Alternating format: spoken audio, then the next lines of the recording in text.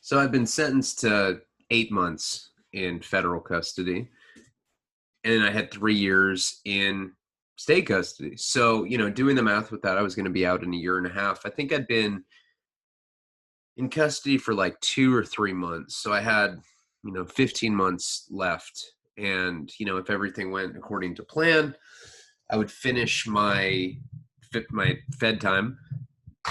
I'd be taken back to Santa Barbara County Jail. And sorry, I'm getting my vape. I'm trying to quit smoking. I hate vaping. Terrible.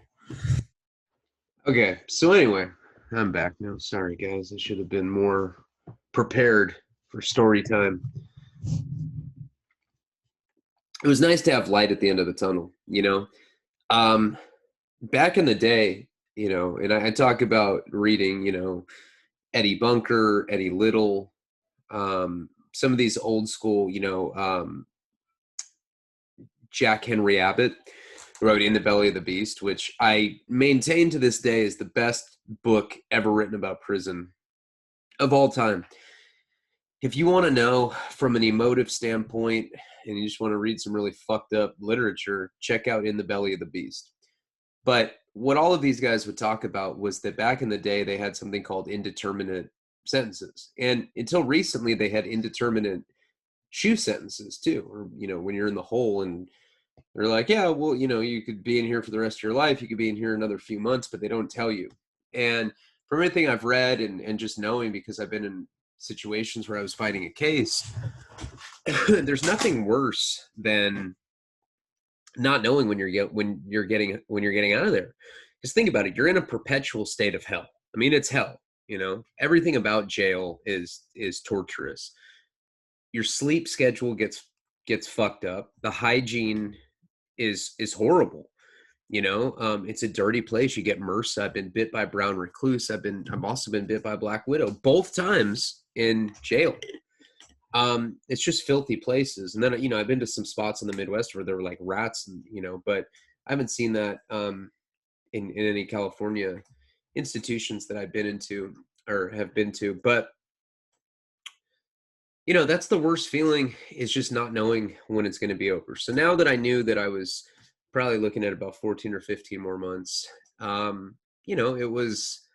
it gave me some comfort just knowing that, okay, you just got to hang in, and on top of the cleanliness and the stuff that I was talking about before, you're always in danger in jail. I don't care where you are. You can be at the softest jail in the world.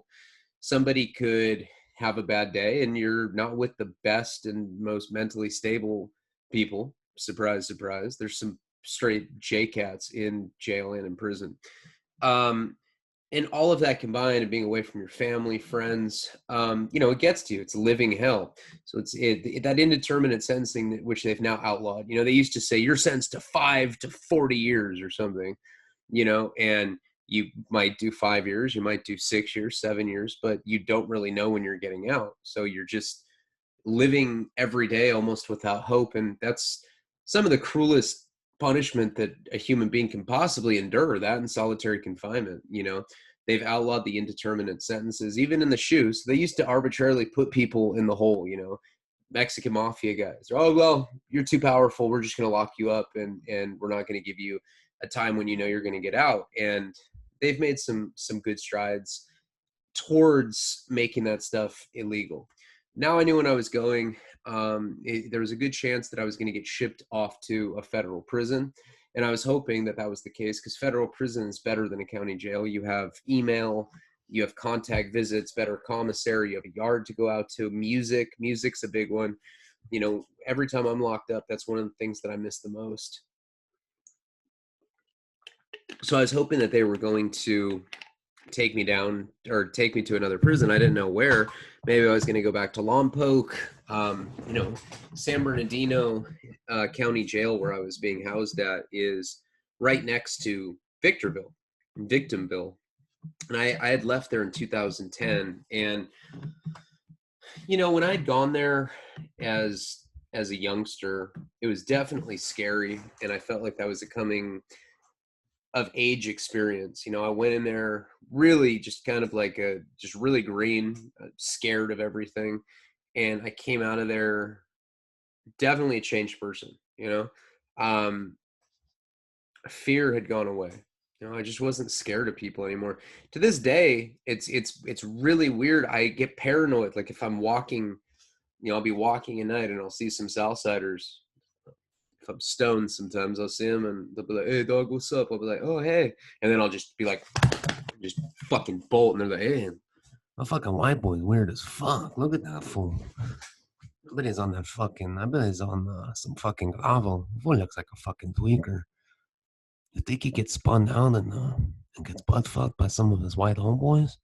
Yeah, that's fucking disgusting, Marty. They don't call me by my government name, dog. It's fucking baby Papa Booba." Jesus. Yeah, I gotta go, dog.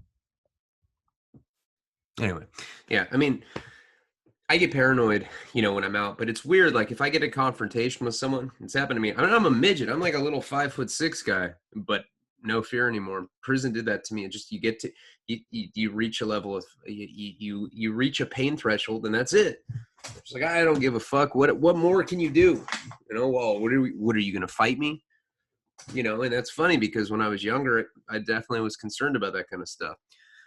So, you know, the prospect of going back to Victimville was like I would rather be there and get a contact visit and get to meet my son and risk getting killed because it's definitely a very active place than just be sitting and rotting away in San Bernardino County Jail. And on top of that, I was the rep. I was the repa. And I didn't like that position because I mean we had talked about in the other video, it's like I had to make all these calls that really just like didn't reflect how I feel as a person. Racist shit, violence, like the one that I'm about to tell you, a particularly violent incident that occurred.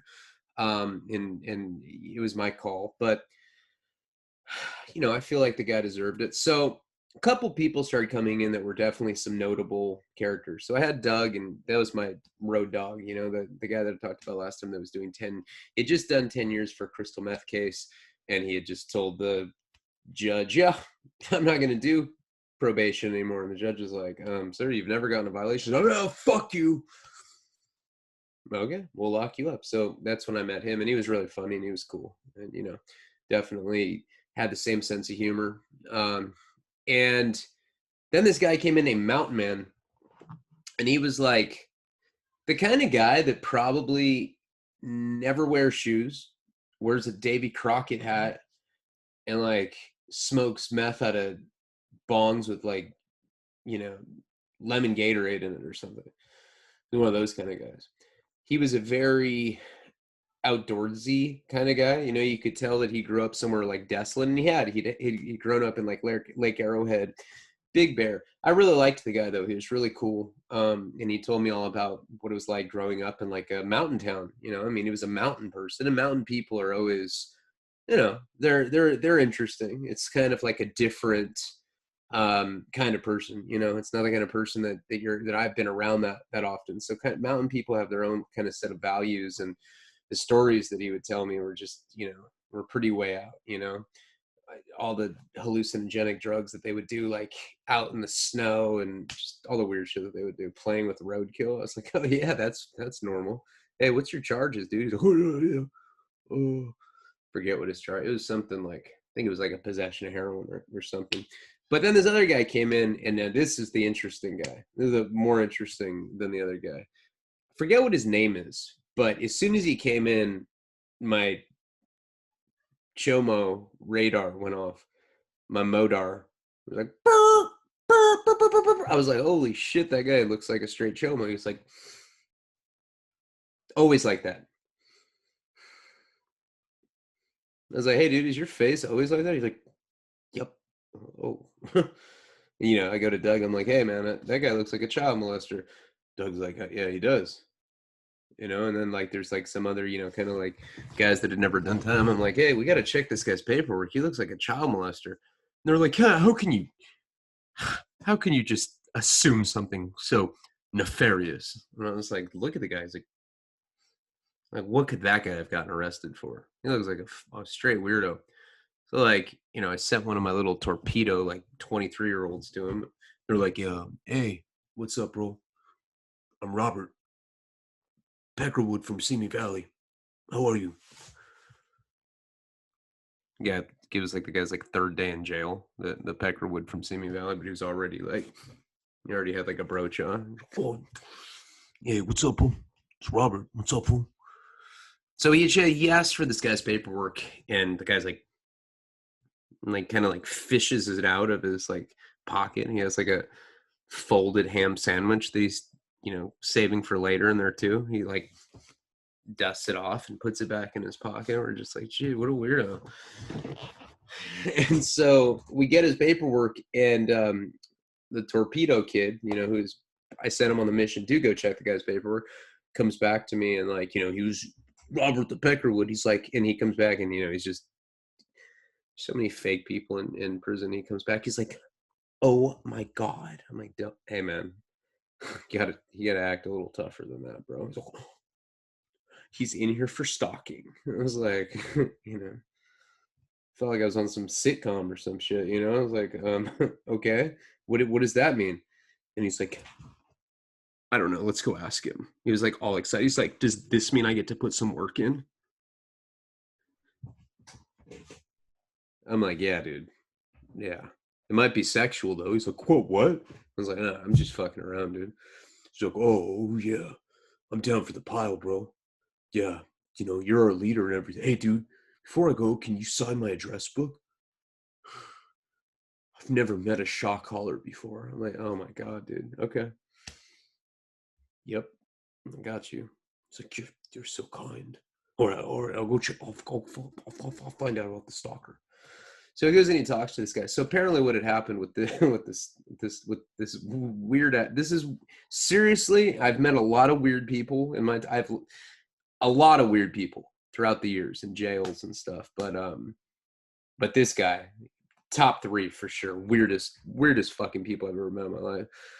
And so apparently, so he was from this guy. This was his story because we went and we talked to him. And remember, I mean, I had broken ribs, but I'm still like going on the mission to go talk to this guy with them. So, I didn't have a wheelchair, but I mean, for the sake of the story, they wheeled me to him. I was just like, whoa. They're like, that's our shot caller. He was wounded in battle. I was like, oh, hey, I'm the shot caller. So we get to him, and so his story is this: he's from New Hampshire. He's from New Hampshire. He's from somewhere in New England, right? New Hampshire, somewhere around there, somewhere on the East Coast. New Hampshire, yeah. He's from New Hampshire, and he told us that he was addicted to PCP. Now, this guy looks like this is the kind of guy that you wouldn't sell a dime bag of weed to at the park, not because you think he's a cop, but he looks like the kind of dude that would smoke a joint and go do a mass shooting or something. He looked totally unhinged. Like you just, man, I'm not trying to give this guy any psychoactive substances, that kind of thing, right? So then PCP, it's one of those things that you really don't hear people say a lot. Like, yeah, I'm Marcus. I'm an alcoholic. Hey, Marcus. It's been 20 days since my last did a PCP. Yeah, Marcus. Good job. You don't hear shit like that. Addicted to PCP. That's some weirdo shit. I personally, I like PCP. I always have. I've always thought it was like I always thought it was a good sexual drug. I know that sounds weird. I mean, people always like think of PCP like you get some superhuman strength and you like, rip buildings apart with your bare hands like you're King Kong or something. But you can do some hell of intense butt fuck, on PCP. No, I really do like it. I mean, the sensory, it's what am I saying? Drugs are do you know what? Don't listen to me. PCP is bullshit. It's not fun at all. Yeah, I gotta catch myself with that shit sometimes. I'm not doing stuff like that anymore. I promise. I'm doing good. I'm healthy and I'm happy. But so this guy was addicted to PCP, allegedly, supposedly, whatever, and he said that he had purchased a slab of land in the back in the back of a comic, like in back of like a graphic novel. And I remember being a kid and like, I collected comic books and, probably when I was like 5 or 6, and my parents would take me to like the old comic book store, and they'd have like all the old ones, like all the badass stuff, like Batman's from like the 80s, like some of the stuff that like the Heath Ledger was Joker was based on, like the Dark Knight stuff. And that was like my favorite era of Batman.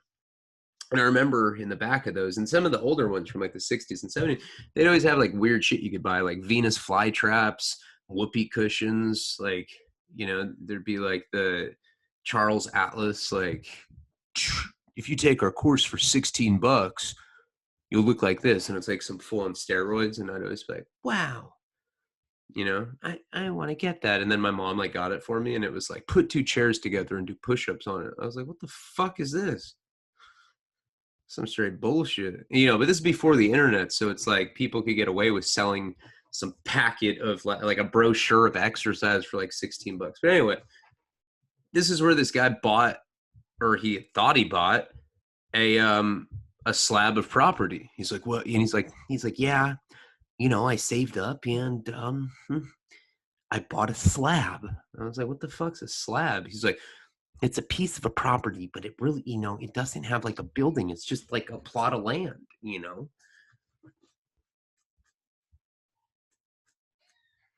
They must have some good PCP in New Hampshire. And what had happened is this guy sent a check. I forget what it was. It was like $2,000 or something. It was, significant for what he did. He like sent away for it in the back of a comic book and sent them like $2,000 that he had saved up. He said that he sent it to them in cash. He's like, it was fives and other denominations that were similar. What do you mean similar to 5? What the fuck does that mean? Like under 20. So you used 5s and 10s? He's like, and 2s. All right, dude. Oh, weirdo. So I guess he had like sent this. They're like, yeah, buy a slab is how he called it. Slab of land for for $2,000. And so he did it. It was to some PO box, and surprise, surprise, he never got anything in the mail. So he's like, well, and then he'd go from like being like this buggy, dorky guy to like intellectual, kind of like intellectual. He'd be like, well, then I bought a slab. It's like, oh my god. And then what happened? How are you charged with stalking? Okay, that's great backstory, but how did you go from the PCP in New Hampshire to the slab, and he bought the slab in Big Bear? So it was like a plot of land up there or something. And so he's like, I drove cross country. I have a van. I'm like, of course you have a van. Of course. I would expect nothing less than you, you weird ass dude. He's like, and then I went up to Big Bear, and when I got there, it was evident that someone else was living on my slab. I'm like, okay, all right. So, okay, we're getting more of the story out of you. Okay. The guy that brought me there, the guy or me to the guy, we're checking the paperwork. He's like, this is getting so interesting right now. Juicy at best. I'm like, man, dude, I felt like I was in like Mean Girls 2 or something, It's like, just dudes shouldn't talk like this. Certainly not in jail. Like, whatever, and I always complain about the tough guy bravado and everything, but I kind of miss that because these guys were like so like metrosexual, people were like, they like made the things out of blanket strings where they were like cutting their like plucking eyebrows. They're like, I think you would look phenomenal with this hair. It's like running his fingers through my hair. I'm like, swat. I'm like, hey man, don't touch my hair, dude. Like, it's not like, we gotta have some boundaries here. Look like we're all on crystal meth or something. Other races are gonna think we didn't bless them. Can't be like touching my hair like that. He's like, oh yeah, dude, sorry, I'll put in work if you want. I'm from Simi. I'm like, okay. So anyway, so this guy, so I guess he goes to this slab or whatever, this plot of land. and there's some woman there. Like, so I guess it's like on it. There's like a house there, and in this comic book ad, it said that there was no house. You know, that it was just like a plot of land. So he just parked his van there, and he had a dog. He says, "Be surprised if he had someone tied up in the back of that van." He says, "Dog." And he'd always say like that too. He'd be like, "Yeah," and then I'd go walk my dog, you know, like expecting that we'd like know what he's talking about, like it was some weird like chomo code, and we're just like, I'm not reading the signals you're trying to throw down. So I guess this lady comes out and she's like, I can only imagine if you walk out of your house and you see some guy like in a van and he's like walking like some person he kidnapped or something. No, I mean, just his buggy face just alone, just she's like, hey, what are you doing here? He's like, this is my slab. And she's like, the fuck is a slab? And he's like, I own your property, And she's like, what the fuck? And so I guess her husband was a sheriff. So she told the guy to leave. And I read that this was on his police report because, I mean, of course, we hear stalking. The first thing that I want to do is remove him. I mean, stalking, that's some crazy shit. It's like some Whitney Houston shit. Like you can't really have that. You can't have stalkers. I mean, what does that say about us to the other races? Oh, no, dude, we're solid. The dude running the unit's a pimp. That fool's a stalker. That guy definitely wants to suck dick, but he pretends that he's from Simi and that he's a Peckerwood, but he's for sure rubbing everybody's hair, especially Ryan's. I think because Ryan has broken ribs, he thinks he can do whatever he wants to him. It's fucking weird. There's something weird with those white guys. Want them out of here now. So I think that's like what the other races were saying behind our back. I mean, of course, I do have some mental health issues, so could be a completely invented thing in my mind. But that's seriously the kind of shit that you think about, is how you're going to be perceived to the other races, especially if you're the one like kind of in charge of running them, because it's a big responsibility. It's diplomacy, and it's also like what the image is. So I guess this lady was like, you need to get out of here now. You're a weirdo. You are a weirdo. Anyone in a van, he's like, I'm from New Hampshire, I smoke PCP. And she's just like, if you don't leave, you're going to have grave consequences. That was verbatim what it said. He didn't leave. He's like, no, this is my slab. Yeah, And so her husband was a sheriff. So cops beat him up. And, they, on the incident report, it said that he had resisted arrest, and there's like a felony of resisting arrest. Of course, that's how the cops roll all over LA County. Or no, this was in San Bernardino. I don't really know how they are in San Bernardino, but I can only imagine that cops are cops.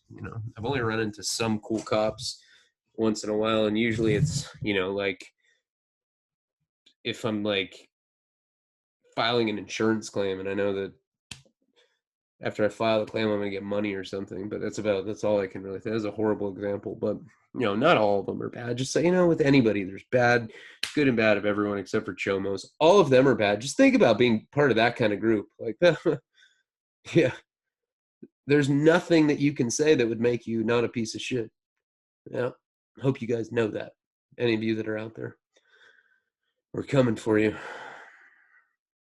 So this guy got in a fight with an argument with this woman. She sent her husband to talk to him, and that's when the cops had come and beat him up or whatever, and he got charged with resisting arrest. But because her husband had gone there initially, he was a cop, so it was their property. So I mean, this guy was looking at like a prison term. I mean, he was looking at like 5 years or something. Probably, yes, he was a creepy guy, but I think a lot of that was just them abusing their power. So after all that, he came and so they gave him felony stalking. Basically he was harassing this lady. Now I read the case because that's the kind of thing where you're like, well, I mean, shit, we can't have stalkers. It's too creepy. You think of Buffalo Bill. Can you help me with this? Oh, would you fuck me? I'd fuck me. That guy. That's how this guy kind of was, but he wasn't that. He was like kind of more friendly. Anyway, so I let the guy stay. That was my call, right? And this kind of goes into why I made a violent decision shortly after that. So This guy, we dubbed him Lampshade, you know, because that was my nickname for him, because I told everybody that there was a high probability that he skinned people and made lampshades out of their skin. So what? He had a mellow handle, you know. And I've called other people lampshade in my life. You know, it's one of those kind of interchangeable nicknames where, you know, there can be multiple lampshades, but it's always some buggy motherfucker. Well, I'm from New Hampshire. Yeah, your name's Lampshade. So he started being really weird, right? So really fucking weird. So we had to take the escalator down to every time we went to chow. Now you do breakfast, lunch, and dinner. I will say this: I've been to a lot of county jails all throughout the country. I've been to a lot of prisons, and San Bernardino County Jail is some of the best food I've ever had for jail. I mean, it's really good. Like they have really, really good stuff there. They have like barbecue pork and white rice. That was always really good. They have what are they called? They sell them at McDonald's. They're McRibs. They have real McRibs from McDonald's, and they actually come from McDonald's because I knew people that had worked in the kitchen, and they said that on the box that it actually said McDonald's. So they would mass order because McRibs are seasonal. So for the off seasons, one of the ways that McDonald's offsets the cost, because they have a surplus of these McRibs, they give them to jails, certain jails, if you're lucky enough. But this particular place fed really well. They do French toast, pancakes, eggs, you know, the McRibs. It's just generally really good food for a jail. So we'd go down to the escalator, go eat, and then we'd come back, and there was this mirror. So like as you're going up the escalator, you can see yourself. Now in jail, when there's a good mirror where you can get a clear reflection, everybody looks in it because there's usually such shitty mirrors in jails for a number of reasons. I mean, I've been in jails where people are on meth and they start thinking there's cameras behind the mirrors, and they're like, oh yeah, fuck this mirror, and they just like rip it off, and now there's not a mirror anymore, right? So whenever there's a mirror where you can clearly see a reflection, everybody's just like,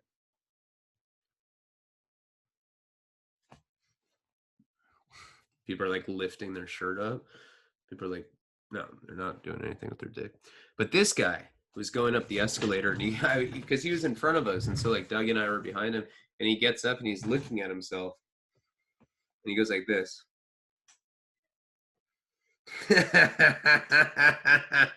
And he never laughed, which was so weird. Like just flexing, and he was like, I don't know, kind of like a chub. It was just really, it was really, really weird. Then other stuff that he would do is, so he slept on the top bunk, and he would lay on his stomach and he'd hump his mattress.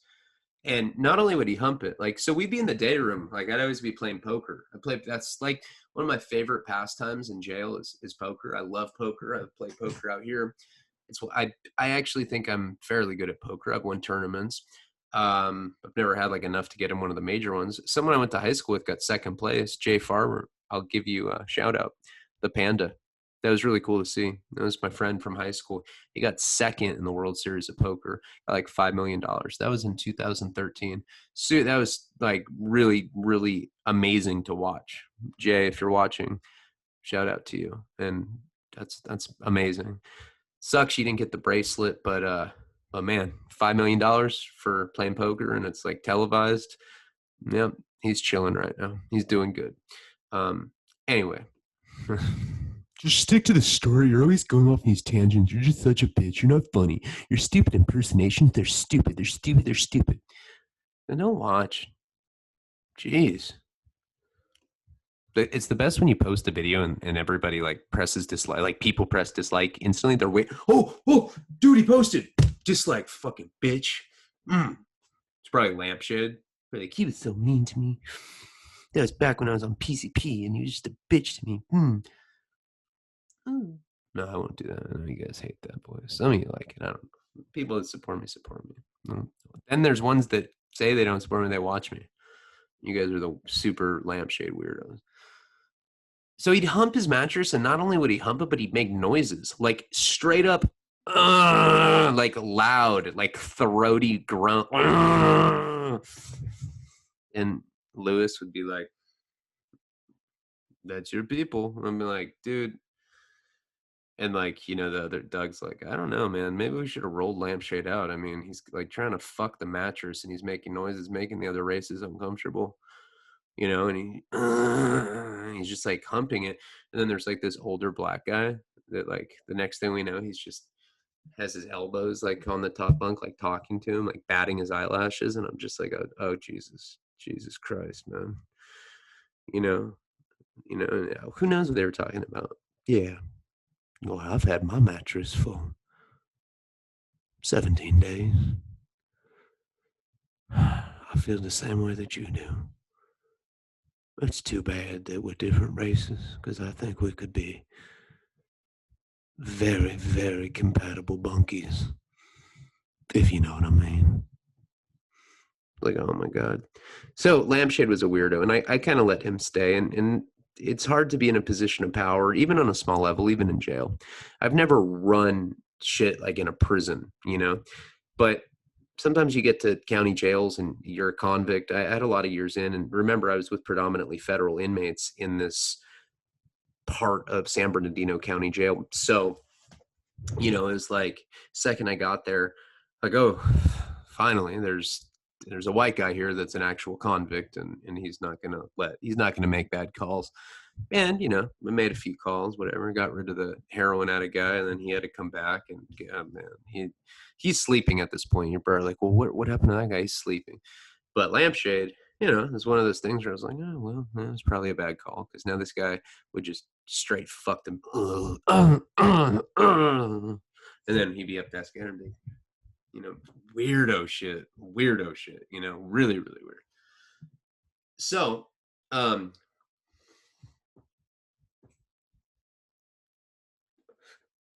there was another tank that was like, you know, kind of perpendicular to the tank that we were at. We were up in R tank. They call it Rockin' R tank and Jumpin' J unit, which was Jumpin' J and Rockin' R. Those were their nicknames. Yeah, people are like, that's like some really corny. Like someone could do better than that, you know. Couldn't it have been like, I don't know. I'm glad I didn't say what I was just gonna say. That would have sounded really weird. Um, I kind of regretted the lampshade thing. So anyway, so there's this other tank, right? And they were like super serio, like white dudes, you know, like yo, radio, yo, J unit, let me talk to a Wood. And I was like, yes, who's in charge over there? Felt like I was like playing like Call of Duty or something, you know. It's like, Ryan Leone, Santa Barbara, ain't that a tourist town? Yeah, but you should see the rest of these white dudes. One of them's fucking a mattress. Oh, okay. All right, dog. I need an RC. Oh, all right. And so I had to give a roll call, right? A roll call is something that Soreños, Norteños, and Peckerwood skinheads use. It's called an RC, stands for roll call. And what it is it's a list of everybody there that's doing time. Your nickname, your date of birth, and your docket number for your case, so that they can verify and they can run paperwork. Because you can see if people are PC, rats, sex offenders, whatever. All of that information is attainable. Usually you have somebody in the free world called a secretary that's running that stuff for you. In fact, when I was at Victorville the first time, I got in debt really bad, and my dad got a Pacer account, and he would run people's paperwork for me. It's pretty classic, because I call my dad. I'd be like, hey, Dad, did you run, you know, Ned Edwards paperwork? My dad's like, Chomo. I'm like, holy shit, really? He's like, oh, no, I'm just kidding. No, he's clean. I'm like, Dad, don't get me like that. Could have got that guy killed. He's like, I know. I just. I was like, okay. But that's the point of roll call. So they knew that I was running the unit, and I gave a roll call. Now, at this point, we had about 8 or 9 guys, including Lampshade, but he didn't even count as a person, you know, because he was not even in reality. And he was like dating this older black guy now. You know, they'd be like playing dominoes in bed, and you know, the black guy would like make him origami fucking roses. And you know, the white guys would be like, "Is that okay? Like politically, that like Lampshade's probably gonna have sex with that black dude?" And I was like, I mean, that's on him, man. I don't know. I'm gonna say that he shouldn't. I'm not saying he should, but I also don't think he's human. Yeah, yeah, yeah, yeah. Yeah. Oh, I don't get it. What do you mean? Never mind, dude. Oh, okay. You're just with like these like bumbling idiots sometimes in there. So anyway, um we do a roll call. I give mine. And Santa Barbara County, they had put me in GP with the pimping and pandering, but now I'm at a much rougher county jail. I mean, Santa Barbara County Jail is no punk. It's not like it's some soft spot. It's not, because you got Lompoc, you got Santa Maria, you got a lot of trashy people from those areas. I saw a funny Facebook post the other day. It was like, guys, I'm in a really bad place right now. I mean, Lompoc, California, that is. I was like, wow, that's. I'm one of those guys where like Karina will be like bumping music with her headphones. I'm like, hey, come here. Shit's hilarious. She'll like take her headphones off and she'll be like, okay. You didn't think that's funny, and then I like take it personally. You didn't think that's funny? Wow. Wow. I take it personally. Like I'm the one that came up with the fucking meme or something. But anyway, okay. So I was kind of worried that the pimping and pandering thing could be perceived as like a bad charge. When I first got arrested, I'm like, am I a sex offender? They're like, no. Pimping and pandering is not a sex crime. You don't have to register. You don't have to register for it as a sex offender in California. Just the fact that but see, that's how kind of like stupid people are in jail. They'll be like, wait a second, there's sex and there's a crime, so it's a sex crime. It's like, well, no, it's not. If you're a sex offender, you have to register as a sex offender. If you pimp a girl out that's under 18, yeah, that's a sex crime. Anything with anyone under 18 is a sex crime. But pimping and pandering on an adult is just pimping and pandering on an adult. It's just a commerce crime, really. I mean, you're brokering something illegal. They don't charge you with a sex crime. But it's still one of those things where, I mean, I'd been to prison before. Like the first time I was at Victorville, I can clearly remember somebody saying that they were going to start enforcing pimping and pandering as like a bad crime or whatever. And I'm like, so I was in an interesting situation when I was doing that roll call, because I didn't really know what to say. When I had to list my charges, I just wrote federal probation violation, because technically that's why I was there. So I was kind of nervous about it because, if they find dirt on you, they're really sneaky. They'll be like, hey bro, yeah, we're sending you some cupcakes with some candles on it for well, I don't know, just for the hell of it, man. Okay, cool. Cool. All right. And then like somebody shows up with a cupcake and you're like, oh dude, it's cool. And you like go to grab it and they stab you, you know. Maybe that's an extreme example, but stuff like that, it's very treacherous, and there's a lot of figurative and literal backstabbing that occurs in jail and prison. So I was kind of sketched out about the roll call, and at this point there was probably, like I said, 8 or 9. I don't know. It fluctuated so much, but there was a decent amount. I think it was, I want to say 8 or 9, but it could have been 12. It would be like 5 to 12 was like my number usually for white guys. And I got along with pretty much all of them. There was a lot of them are just green and, whatever. So there was this one guy, his name was Chris. He seemed like the most solid. I don't know. He's blasted with prison ink. He told me he'd like done time in Chino, and that he was like a state baby, but he had just caught a Fed case. So I thought he was, a convict, and he showed me his current arrest, and it was for domestic violence. And Southsiders now, I've heard, are saying that domestic violence is no good. Like that's a bad charge. And it is a piece of shit charge. The problem with that, problem with domestic violence, it's different than like say rape. Okay, when you allege rape, usually there's ways to prove it. There's a rape kit, and as uncomfortable as that is for the person that was raped, it's usually provable. And rape's a horrible thing. I think the punishment should be much, much, much more severe than what we have now. Anything like that, molesting a kid, raping, like all of that stuff is just so fucking wrong. And then they give the nonviolent drug offenders, they like just want to break them off football numbers and times of years. But you know, what was we were talking about? Oh, but with domestic violence, man, I've been in relationships. She's abusing me. That's happened. And I never abused her. I put that on my son. I never abused her physically. Verbally, yes. Sorry that I did do that. But physically, no. Nothing that would warrant her opening the hotel or the apartment door into the complex and being like, "Hey, that abusing me!" And I get like, we were just looking over footage for the documentary last night, and the editor was like, we were looking through the file that was like around the time that I was married to that girl, and we found the note that said, "We don't take kindly to abusers around here." Remember I told you guys that from the doomed marriage? I'll post that one on Patreon if I remember. But anyway, domestic violence is tough because it can be their word against yours, and even if there's not a mark on them, the DA can pick it up and be like, "Nope, we don't like you. You're an abusive guy," and that goes both ways. So it's one of those things where it's like automatically, it's like you rarely get charged with like rape, pedophilia if you didn't do it, right? I'm sure, yes, of course there's going to be situations where the person was framed or whatever, but with domestic violence, it's kind of hard to know definitively what happened or not, because there's a lot of mutually toxic relationships. So this guy was there for domestic, and I let that slide or whatever, but we get the roll call back, and hey, Leone, yeah, yo, hey, we're go ahead and we're gonna shoot you a kite.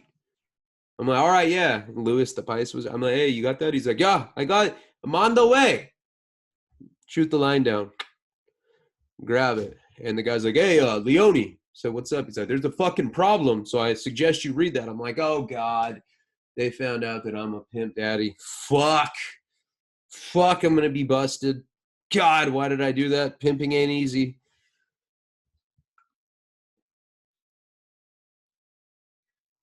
I was legitimately concerned. I open up the kite, and it's not me. That guy Chris for the domestic has a bad charge on his record.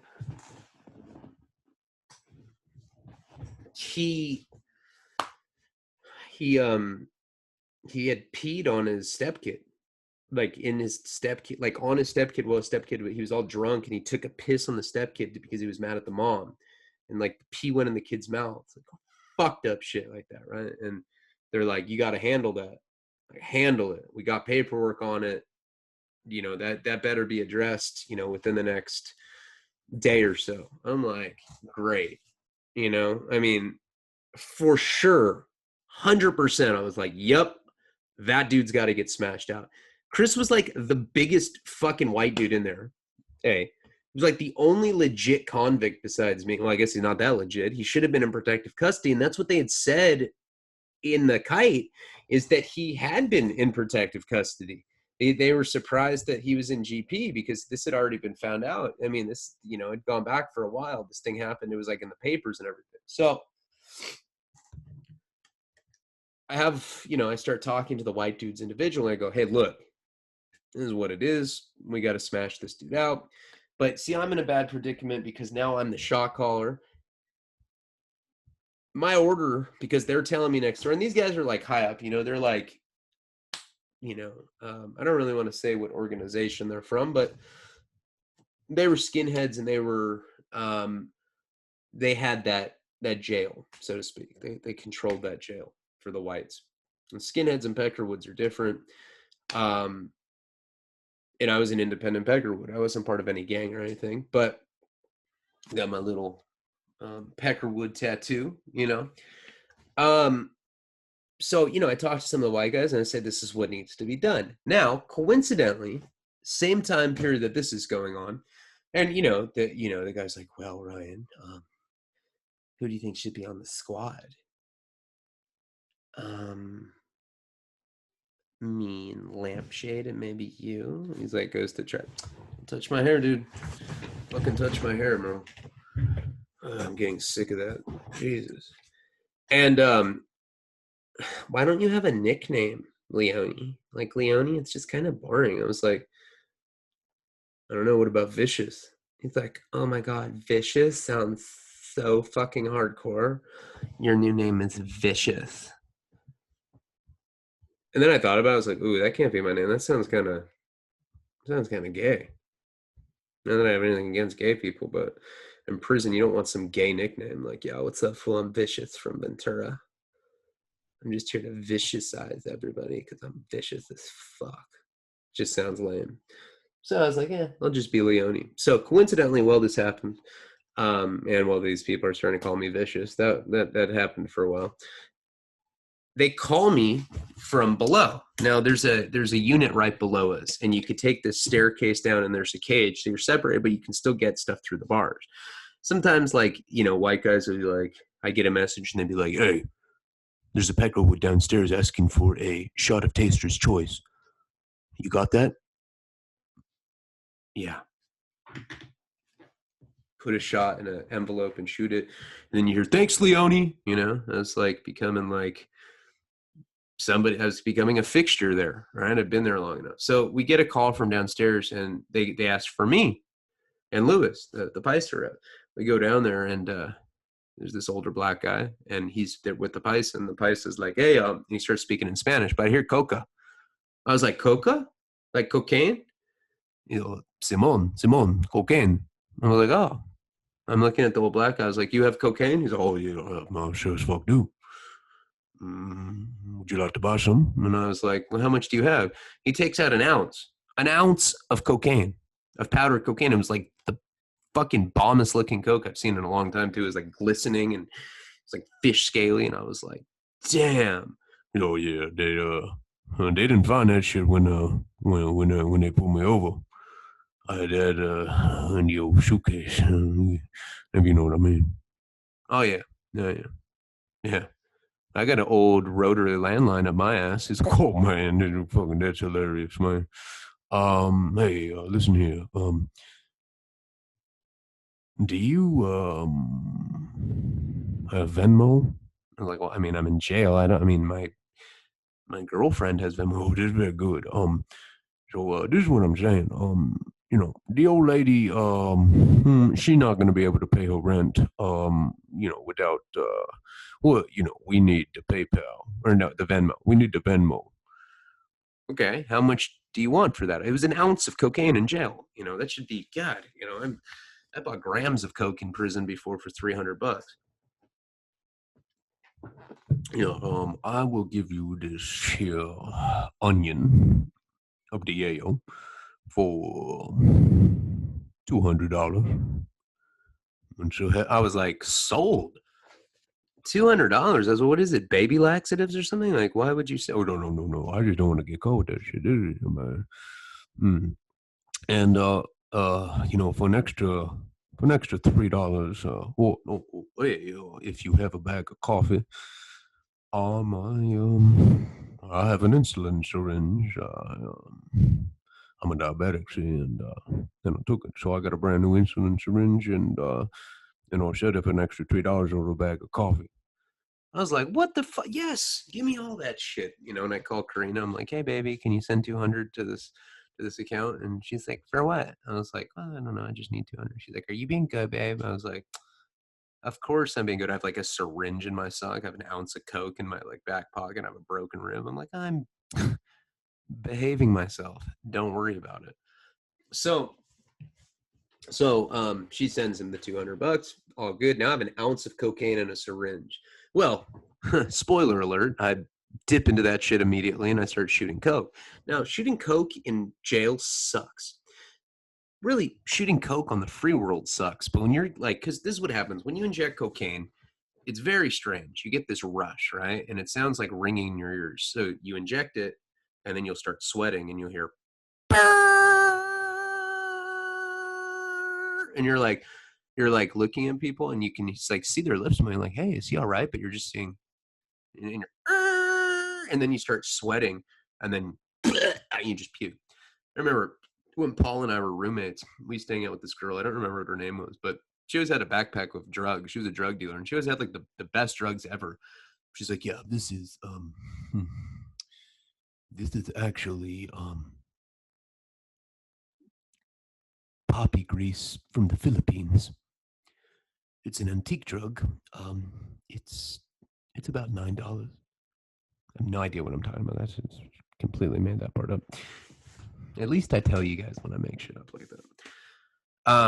but wait, the point is like Paul and I used to live together, and we used to shoot insanely dangerous amounts of cocaine, right? Just like, I mean, there's been times where I've been in psychosis up for like 3 or 4 days and I've done a shot. And right when you get the plunger, it hits, you start sweating.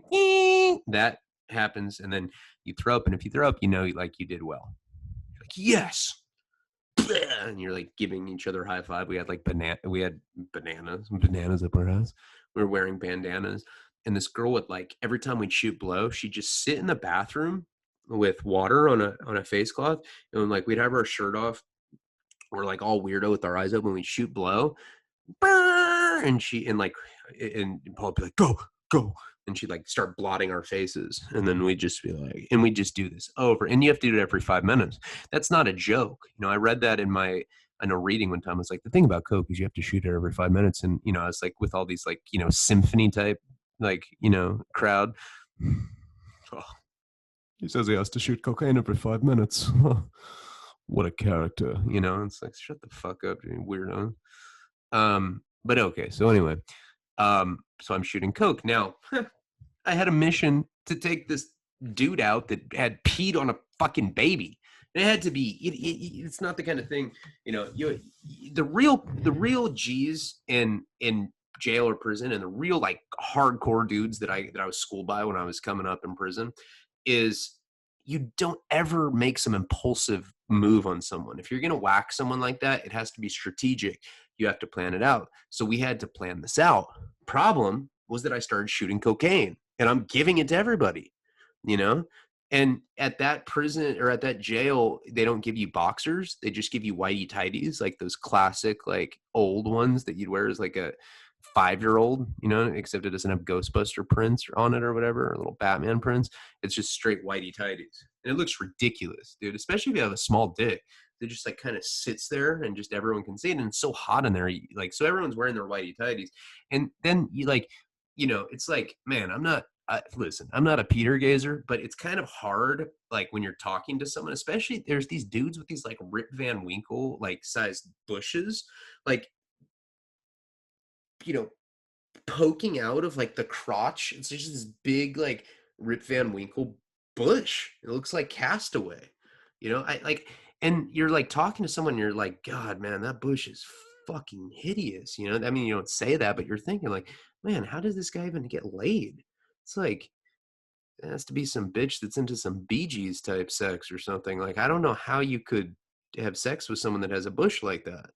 You know, bushes. I mean, that's, you know, I mean, and I didn't know that for a long, long time. I was one of those guys, you know, where every time chick would give me a head, she'd be like, "You like it?" And she'd be like picking shit out of her teeth, like she just ate at Sizzler or something.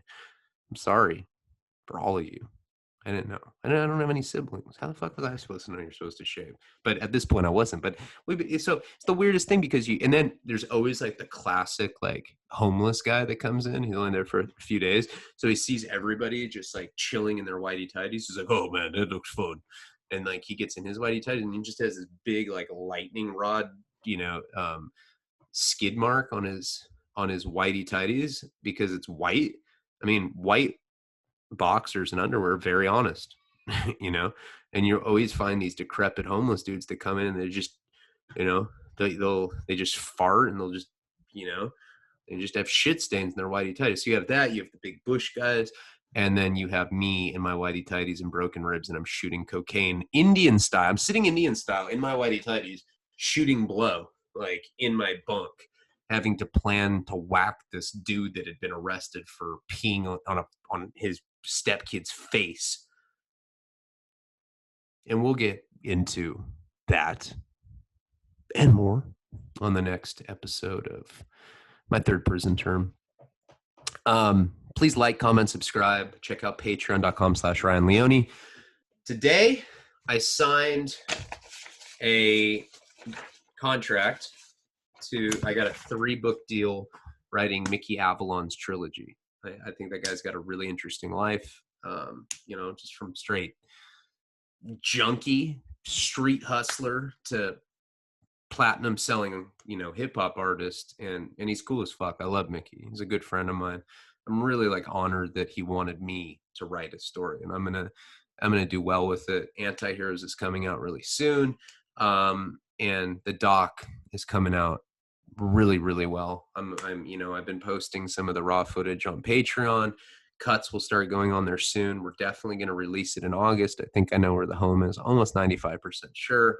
And check out the Paul Project, paulnarcanproject.com. You can get raffles to win Sinister Monopoly paintings. We're giving away $15,000 in art. That's happening July 1st, 2nd, and 3rd. For $30, you get 12 chances to win, including 4 original art pieces, spray paint cans, snake ordnance blotter, signed books. By the way, we sent out a shitload of books. Dwayne, is that? And then there's Hakeesh and like, I don't know, Sweden or something. I don't know. Anyway, Joe has like hundreds of things that he can send people. Check out his email. It is, I think it's palabra.email or email.palabra@gmail.com. I don't know. It's in the pinned comments. Anyway, thank you guys so much. Get tan, fuck bitches. See you next time. Palabra.